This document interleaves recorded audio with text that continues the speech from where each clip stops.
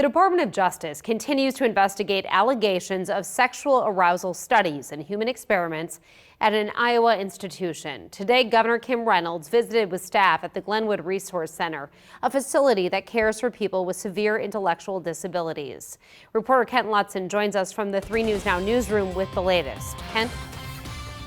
Thanks, Jenny. Dr. Jerry Ray, the former Glenwood superintendent and the man implicated in these allegations, has been fired during this investigation. Governor Reynolds was there Wednesday with the Department of Health and Human Services to check in on how the center is running during this investigation. Iowa Governor Kim Reynolds, along with the state's Department of Human Services Director Kelly Garcia, toured the Glenwood Resource Center to check in with staff and residents in the midst of a Department of Justice investigation. From the very beginning, we said that this is not acceptable.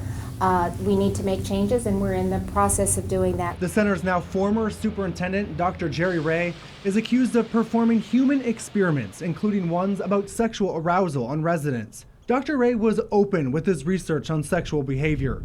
Before being hired at Glenwood in 2017, he worked at a care facility in Kansas. An outdated bio page at Lifespan Institute at Parsons highlights his interest in assessment and treatment of deviant sexual behavior in persons with developmental and intellectual disabilities. Obviously, I took it very seriously and I sprung into action.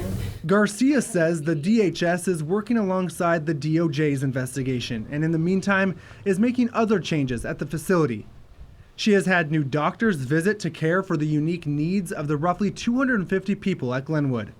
According to Garcia, a technical expert is also slowly implementing new policies and procedures.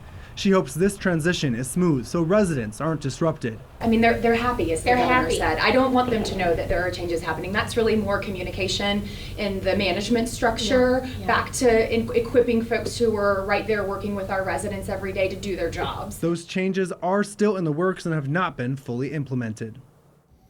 Now, Reynolds said the residents and staff she talked with today are pretty happy and content at the Glenwood facility. As for the investigation, it's ongoing and no charges have been filed yet.